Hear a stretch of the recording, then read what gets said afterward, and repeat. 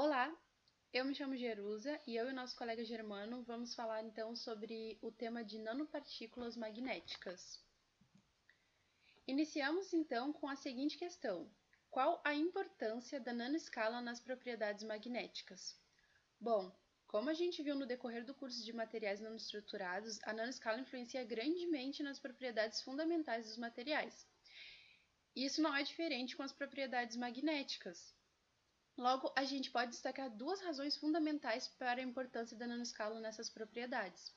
A primeira é que estruturas menores que 100 nanômetros têm suas propriedades fundamentais diferentes daquelas apresentadas pelo Boole. E a segunda é que essas propriedades dependem do tamanho dessas estruturas em nanoescala. Isso significa dizer que, à medida que o tamanho dessas nanoestruturas é reduzido abaixo de 100 nanômetros, essas propriedades fundamentais se modificam em função dessa redução. E essa modificação é tão mais suave quanto mais próximo do limite superior da região de nanoescala, isso é, mais próximo dos 100 nanômetros, mas para pequenos tamanhos, essas mudanças são bastante significativas.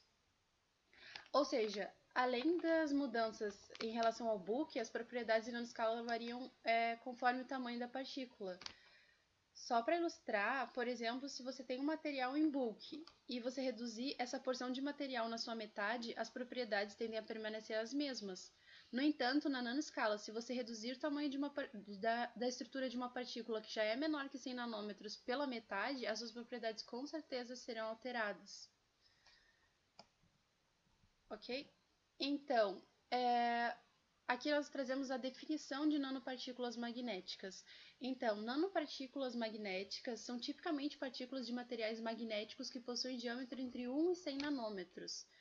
Aqui nós abordaremos as partículas ferromagnéticas, que são tipicamente partículas de metais de transição como ferro, níquel e cobalto. Essas partículas geralmente se apresentam de forma revestida com sílica ou passivada com algum ligante ou surfactante. Isso para evitar aglomerações e também para funcionalizar a superfície. Aí então o tipo de revestimento vai depender então da aplicação. O tipo de revestimento dessa partícula vai depender da aplicação dessa partícula. Então, bom, como a gente sabe, e essa discussão não vai ser abordada de forma detalhada aqui, mas é de nosso conhecimento que os materiais ferromagnéticos possuem átomos com subníveis internos incompletos, que dão origem a um momento magnético não nulo. Conforme o estudo das ciências dos materiais, eletromagnetismo, a gente sabe que esses materiais formam agrupamentos de matéria em regiões de alinhamento dos momentos magnéticos. Essas regiões, então, são chamadas de domínios magnéticos, que estão mostrados aqui nessa figura aqui. Essas regiões, cada regiãozinha dessa, de uma corzinha diferente, elas são os domínios, elas representam, então, os domínios magnéticos de um material ferromagnético.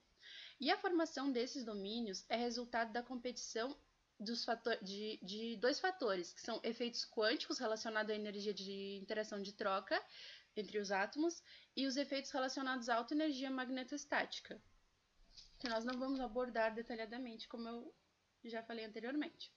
Assim, os materiais ferromagnéticos não magnetizados são constituídos por esses domínios magnéticos, que cada domínio apresenta uma certa direcionalidade interna de momento magnético, mas eles, ao longo do material, eles são distribuídos com orientações aleatórias, de forma que ele não magnetizado, sem interferência de um campo magnético externo, ele apresenta então um momento magnético líquido nulo, pois devido às orientações desses domínios magnéticos, eles se contrabalanceiam. Ok, essa é a curva de magnetização ou loop de esterese que também nós já conhecemos, para materiais ferromagnéticos. A linha tracejada representa a magnetização inicial do material.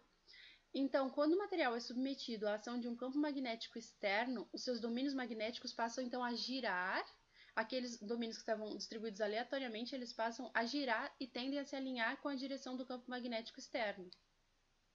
Conforme é aumentada a intensidade do campo magnético aplicado, há uma resposta diretamente proporcional de indução magnética, que é o eixo vertical ali, o eixo M.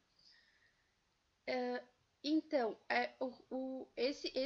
essa indução magnética no material é resultado desse alinhamento dos domínios magnéticos com o campo externo aplicado. essa relação de aumento do campo magnético externo e aumento da indução magnética permanece até um limite onde, para qualquer aumento da intensidade do campo externo magnético, não haverá um aumento na densidade de indução magnética, que é esse ponto aqui, que é chamado de... que aqui se diz que o material atinge, então, a sua saturação magnética. Bom, observando essa curva de magnetização para o material ferromagnético, ela mostra que se após a magnetização o campo externo for reduzido a zero, aqui, nessa região aqui, o material permanece magnetizado. Assim, para reduzir a zero a magnetização induzida no material, é necessária, então, a aplicação de um campo magnético inverso, no outro sentido, né? Os vários ciclos de magnetização, então, dão origem a essa curva de magnetização, ou esse loop de esterese. Então, nessa curva, a gente pode identificar dois parâmetros que são extremamente importantes para muitas aplicações de nanopartículas magnéticas. O primeiro parâmetro é a coercitividade. Na curva, esse parâmetro é deduzido como sendo a largura da curva de magnetização, ou seja, corresponde àquela linha amarela destacada. A coercitividade indica a intensidade que o campo magnético externo deve ser, a intensidade do campo magnético que deve ser aplicada para trazer a magnetização do material de volta para zero. Esse parâmetro é muito importante em aplicações como o armazenamento de dados. Por exemplo, você quer que a coercitividade seja grande o suficiente para que o bit de informação colocado no material permaneça armazenado e logo o material não desmagnetize facilmente, ou melhor, espontaneamente. No entanto, você quer que a coercitividade seja pequena o suficiente para que não haja um custo energético muito grande para subir essa informação em primeiro lugar. Bom, o outro parâmetro na curva de magnetização é a remanência, que é o valor da indução magnética que permanece no material quando o campo externo é zero. Ela é representada pela linha vermelha na curva. Para aplicações por exemplo, de gravação magnética, a gente precisa de uma ampla remanência. No entanto, em outras aplicações, como em nanopartículas magnéticas para tratamento de câncer, é preferível que esse parâmetro seja menor. Então, depende muito da aplicação, se isso é desejável, se não é desejável. Bom, passamos então para a influência do tamanho da nanopartícula magnética. Nessa representação, é apresentada a relação da coercitividade, que são aqueles parâmetros que a gente falou, em função do raio da partícula. Sendo que essa maior partícula aqui, ela está representando o material no estado bulk, de modo que para raios maiores ou iguais a esse, a curva de coercitividade se aproxima de uma assíntota, o que significa que o material terá uma magnetização mesmo após a retirada do campo externamente aplicado. Logo, ela nos diz que o material ferromagnético no bulk tem uma coercitividade não nula. Bom, segundo a curva, à medida que o raio é reduzido, então, a coercitividade aumenta até um valor máximo, quando ela entra nessa região aqui. Se a gente observar, aqui a partícula, quanto maior, ela possui vários domínios magnéticos, aí vai diminuindo a quantidade de domínios magnéticos, essa região chamada de multidomínio. E aí, quando você vai se aproximando dessa segunda região aqui, então você tem um pico. Isso se deve ao fato daquela competição lá entre aqueles fatores que a gente falou da interação de troca e da energia magnetostática. Então, para partículas muito pequenas, para buscar o estado de menor energia livre, a magnetização do material deve ser uniforme, ou seja, aí ele acaba se organizando em um único domínio magnético, de modo que todo o material está magnetizado uniformemente. O diâmetro crítico da partícula onde esse fenômeno acontece depende de vários fatores. Esse fenômeno do domínio único depende de vários fatores, isso inclui o valor de saturação magnética, a anisotropia do cristal e as forças de troca, o tipo de material, o formato da nanoestrutura, entre vários outros fatores. Bom, se a gente continuar diminuindo o tamanho da partícula na curva, tem uma região em que a coercitividade cai para zero. Quando a coercitividade cai para zero, esse fenômeno é chamado de superparamagnetismo. Isso é, para determinado tamanho, nessa região aqui, para determinado tamanho da partícula, tipicamente partículas menores que 30 nanômetros, a partícula se torna pequena o suficiente para que ela sofra efeitos das flutuações térmicas. Assim, quando o campo magnético é retirado, as flutuações térmicas são fortes o suficientes para desmagnetizar espontaneamente o material que anteriormente estava saturado. E aí ele se comporta, então, um material ferromagnético nesse tamanho de nanopartícula, então ele se comporta como um material paramagnético. Só que a suscetibilidade magnética dessas partículas é muito maior que para um material paramagnético típico. Isso se deve porque essas partículas serem derivadas de um material ferromagnético. E assim, com essa suscetibilidade maior, elas respondem mais fortemente aos campos magnéticos aplicados externamente. Por isso, elas são denominadas partículas superparamagnéticas. Bom, em resumo, essas partículas respondem como material magnético na presença de um campo magnético externo, mas não mais quando o campo magnético é retirado. Isso pode ser muito útil para muitas aplicações, como por exemplo aplicações biomédicas. Mas, como foi frisado muitas vezes na aula, até pelo professor Takimi, se a característica é desejável, é positiva ou negativa, depende muito da aplicação. Então, esse fenômeno de superparamagnetismo, ele pode ser um problema para algumas aplicações. Por exemplo, o armazenamento de dados, que a gente falou anteriormente. Aqui, o tamanho da partícula é limitado a um valor mínimo para que, na ausência de um campo magnético, não haja desmagnetização espontânea desse material e assim evite que os dados sejam perdidos. Então, é evitada essa região então, de superparamagnetismo. Então, como a gente pode ver, o comportamento da nanopartícula ela é muito dependente do tamanho desse raio da nanopartícula, que nós estamos tratando de nanopartículas esféricas, e vai depender muito do tamanho, depende do formato, de vários outros fatores, do material, claro, mas as propriedades, se elas são desejáveis ou não, vai depender bastante da sua aplicação. Bom, eu vou falar sobre síntese de nanopartículas. Basicamente, nós temos duas vias principais de síntese. A bottom-up síntese, em que ela pode ser ramificada em uma síntese por via biológica ou uma síntese por outros métodos que empreguem técnicas como plasma, laser, pirólise, CVD, ou atômica ou molecular condensação, né? A questão do bottom, ela é formada a partir de um precursor simples, ou seja, não há nenhuma destruição para formar essas nanopartículas, ao contrário da top and down síntese, que usa de métodos destrutivos para formar as nanopartículas, no caso através de uma usinagem, de um ataque químico, um sputtering. Né? Bom, quais os tipos de partículas magnéticas que a gente vai tratar aqui?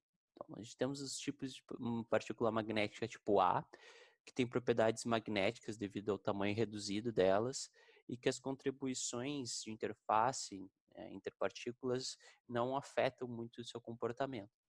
Nós temos o tipo B, que são partículas ultra finas do tipo core shell, onde ela tem essa questão de uma casca e o núcleo, né? Bom, partículas do tipo C são partículas de nanocompósitos formados por dois materiais dissimilares. E as do tipo D são partículas magnéticas que elas podem ser denominadas assim porque elas têm interação de interface, ou seja, elas são criticamente afetadas pelo seu comportamento devido a essas interações. Então, elas são classificadas neste grupo. Bom, eu separei aqui alguns métodos, né, algumas técnicas que são empregadas para a síntese de nanopartículas. Uma delas é Rick Metals, que eles utilizam pós metálicos altamente reativos em presença de solventes héteros ou de hidrocarbonetos, usando metais alcalinos, e produzem daí partículas do tipo D. Temos as reduções de borohidretos, produz partículas amorfas que devem ser tratadas termicamente para obter uma cristalidade. E, então, são partículas ultrafinas que podem ser do tipo A ou B, dependendo do tratamento pós-síntese. Vapor trapping, que seria a evaporação de um metal em presença de um solvente, que produz partículas do tipo B. Sonoquímica, é uma técnica que ela utiliza de cavitação acústica em altas frequências em um líquido para criar bolhas que crescem e colapsam. Bom, devido a esse fenômeno altamente energético, ele atinge altas temperaturas durante microsegundos, né, e altas pressões. E essas partículas são sintetizadas por essa técnica, elas têm uma superfície altamente reativa. Elas podem produzir partículas do tipo A, B ou C. Bom, molecular self-assembly é uma fabricação via molecular automontagem. Ela é cada vez mais usada porque ela tem uma morfologia altamente uniforme. As partículas são formadas por a técnica que tendem a ter tamanhos menores, de 2 a 10 nanômetros, e variam de supermagnético a ferromagnético em tamanhos maiores. A gente tem aqui outra técnica chamada evaporação-condensação, que tem um outro processo que seria a compactação. Elas são separadas como dois tipos de processos diferentes, né? Mas, em suma, ele pode ser usado para sintetizar os 4 tipos de partícula, né? O metal é evaporado em presença de um gás inerte, e a colisão entre o metal vaporizado e os átomos de gás inerte formam aglomerados, que são coletados por um cold finger. As partículas fabricadas normalmente são do tipo A.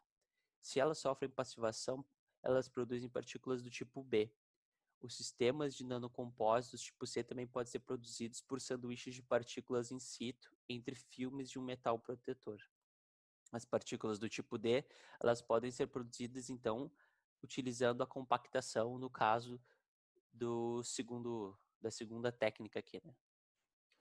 Bom, temos ainda o sputtering, que é uma técnica que oferece um bom controle de espessura de camada, que são depositadas sobre um material metálico ou até um isolante, e a pulverização é frequentemente usada para fabricar materiais de nanocompósitos tipo C. Temos a moagem, que partículas são colocadas em um moinho de bola que sofrem deformações mecânicas e formam um pó ultra fino. As partículas produzidas por esse tipo de processo têm de ser do tipo C ou D. Bom, temos o Carbon Arc, utilizado comumente para a produção de fluorenos de carbono. Contudo, ele foi adaptado para a fabricação de partículas finas.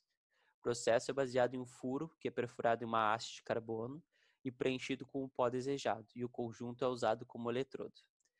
Essa técnica produz partículas do tipo B, que consistem em partículas de metal ou óxido envolvida por uma concha de carbono, ou partículas de liga de carbono tipo A. Por último, temos a recristalização parcial de materiais amorfos. Um precursor amorfo é feito por um rápido resfriamento do material fundido, usando uma técnica como melt spinning. Essa técnica é muito útil para a produção de materiais bifásicos, na qual uma fase magnética dura é acoplada através de uma fase suave. Partículas do tipo D são sintetizadas por meio dessa técnica. Bom, aqui nós temos as aplicações, né? Aplicações de nanobiotecnologia. Bom, as nanopartículas são importantes em nanobiotech devido primeiro ao tamanho das partículas e à otimização de propriedades que elas podem ter, né? Tendo um ótimo alcance aí em sistemas biológicos. Segundo, também por serem manipuláveis por uma força magnética externa e por serem ótimos agentes para contraste em exames de imagem como ressonâncias magnéticas. Aqui nessa figura nós podemos ver diversas utilidades, como nanodrogas, como drug delivery, como purificação de proteínas, como detecção de bactérias. Então, existem muitas aplicações que estão sendo ainda pesquisadas hoje. Bom, uma delas é a detecção de bactérias. Bom, aqui nós podemos ver que temos algumas bactérias. A nanopartícula vai ser inserida dentro de um recipiente, né? E o que vai acontecer? A nanopartícula, ela tem uma parte dela que se liga ao receptor da bactéria e fica acoplado. Conforme se coloca um campo magnético externo, essas bactérias que estão acopladas às nanopartículas magnéticas são atraídas e podem ser aí ou analisadas quando estão ali em baixíssima concentração, né? O que seria muito difícil em baixíssima concentração analisar. Neste caso, você concentra ela em um espaço e consegue analisar melhor, consegue ter um diagnóstico muito mais rápido. E, em alguns casos, consegue até fazer algum tipo de manipulação. Aqui observa-se que, utilizando outros tipos de nanopartículas, não se tem o mesmo resultado. Mesmo aplicando um campo, somente as nanopartículas são atraídas e as bactérias ficam no líquido. Aqui nós temos a imagem só das bactérias em si, né? E aqui das nanopartículas magnéticas. Bom, seguindo na questão de detecção de bactérias, aqui a gente tem uma ampliação para entender melhor o fenômeno, né? No caso aqui nós temos os receptores das membranas e os nossos receptores de ferro-platina da nossa partícula magnética. Eles são ligados e isso faz com que eles fiquem totalmente conjugados com a bactéria. Essa bactéria ela possa até, dependendo de alguns casos, ser vista por imagem, no caso por fluorescência, né? Bom, aqui nós temos purificação de proteínas. Por mais que já tenha protocolos para tal finalidade, o uso de nanopartículas para separação magnética e purificação é conveniente para selecionar de forma confiável e específica proteínas e material genético. A gente pode ver aqui que nós temos algumas células, alguns tipos de células misturadas. A nanopartícula ela é inserida e um campo magnético aqui produz uma força, né? Isso faz com que tu consiga orientar certos tipos de células. Outra coisa é a remoção de toxinas. No caso aqui, nós temos células que são contaminadas com um íon de urânio. Se coloca as nanopartículas, essas nanopartículas, através de seus receptores, se ligam ao íon de urânio, né? E através ali de um sistema com um campo magnético, elas são atraídas e podem ser retiradas dessa amostra ou, enfim, de uma descontaminação de alguma célula. Bom, elas também podem ser usadas para contraste ou manipulação intracelular. No caso, utilizado em exames de imagem, combinando o supermagnetismo e a fluorescência em escala nanométrica, a gente pode ter uma imagem que seria impossível via método comum, com ressonância magnética. Então, aplicando uma força magnética, é possível movimentar essas nanopartículas e se ter imagens mais claras de onde se quer analisar, né? Temos o sistema de drug delivery, uma nanopartícula tipo core shell, né?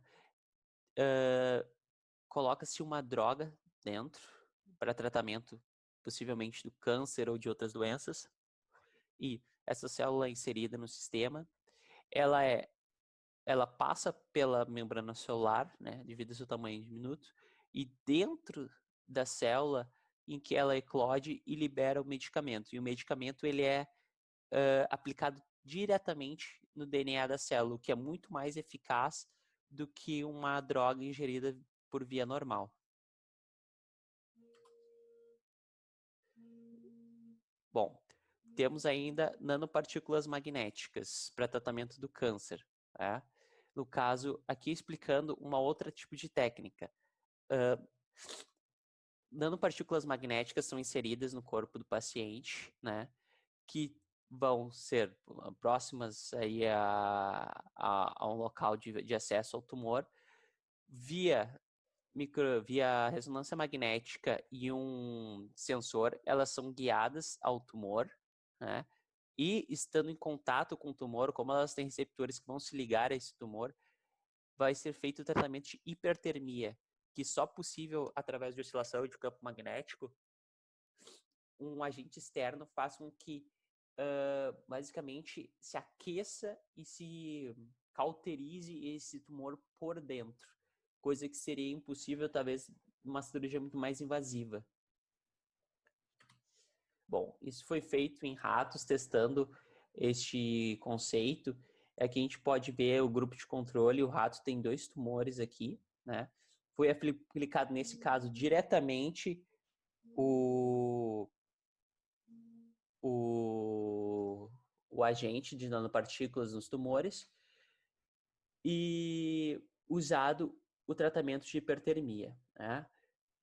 Foram feitas 3 sessões desse tratamento e isso fez com que os tumores necrosassem e não retornassem a crescer novamente, demonstrando que talvez as nanopartículas magnéticas sejam uma ótima via de tratamento no futuro para tratamentos de câncer, principalmente em locais de acesso, às vezes complexo, ou às vezes tumores dermais. Bom, isso foi tudo. Aqui nós estamos nas nossas referências. Eu agradeço a todos pela atenção. Muito obrigado.